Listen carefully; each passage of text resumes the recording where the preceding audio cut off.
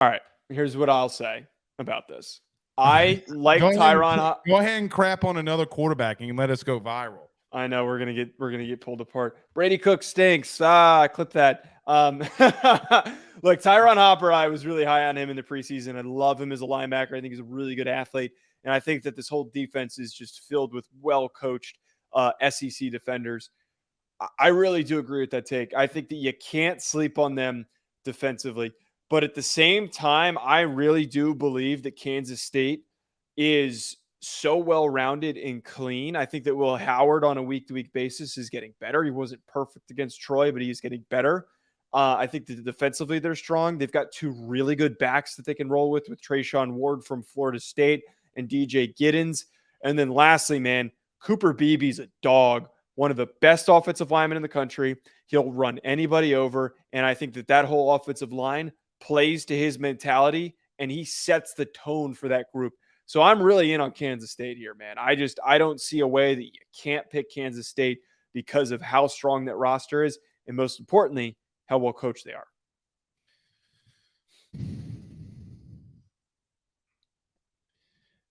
Kansas State is just the better team here. Okay? By and large. I agree with you offensively. Missouri is not good enough. I don't think that they're good enough to be able to keep up with a Kansas State. But Kansas State offensively plays right into the hands of Missouri's defense. I see this. I think this could be a 24-20, 24-21 type of game. And we look up and say, hey, that game was a lot closer than we thought it was going to be. Georgia plays more of the style of offense that what Kansas State wants to do. They want to get in the power eye sometimes. They want a quarterback power run. That plays exactly into what Missouri wants to do in Blake Baker, their defensive coordinator.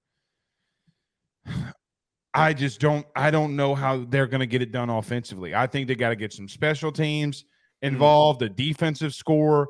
I just don't think they have it on offense.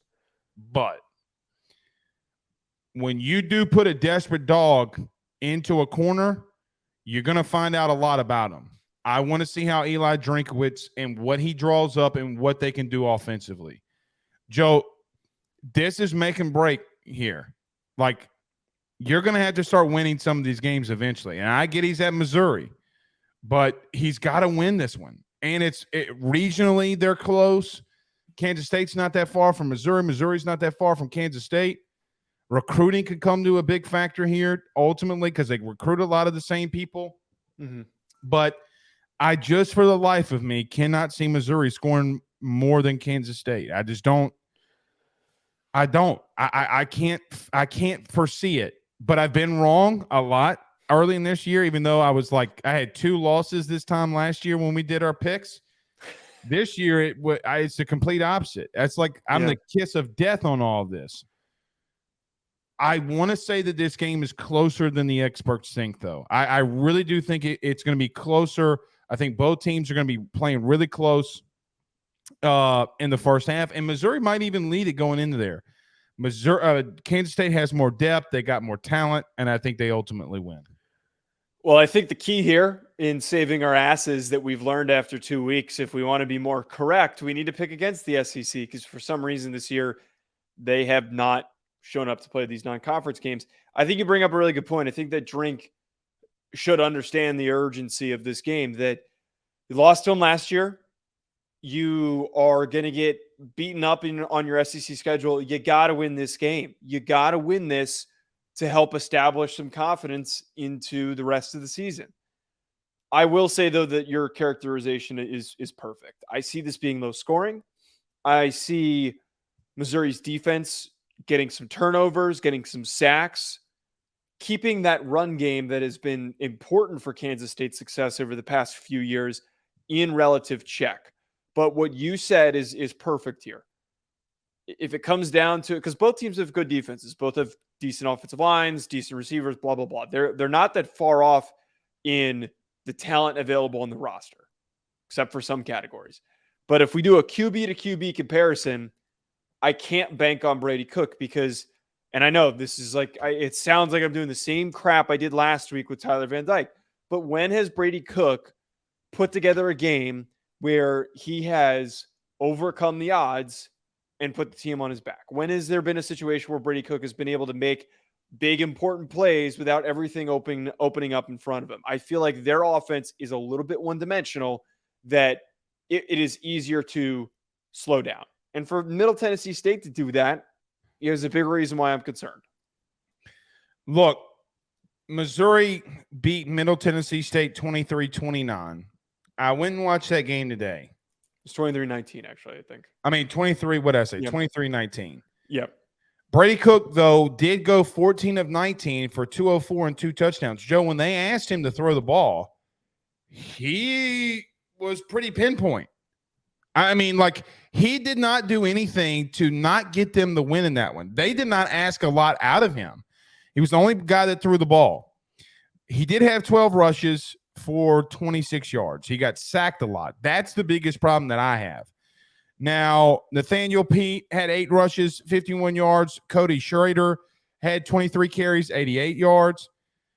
But Luther Burden's still on that team, man. And if they had a good game. He had a really good game. If they can find a way to get Luther Burden involved early, I mean, maybe. So we'll have to wait and see. But defensively, they were on just another level. Missouri was. Dalen Carnell had 8 tackles. He had 2 of them for loss. He had, I think it was, if I'm not mistaken, he had a sack in that game. Niles Gady had a pair of sacks. Defensively, dude, I'm just telling you, don't think the Missouri defense is not good, because they are extremely talented. They get after the quarterback. They tackle. Here's the thing that blows me away from Missouri, though. They tackle so well in space. Does that happen against Trayshawn Ward and the boys? We're going to find out. So we'll see.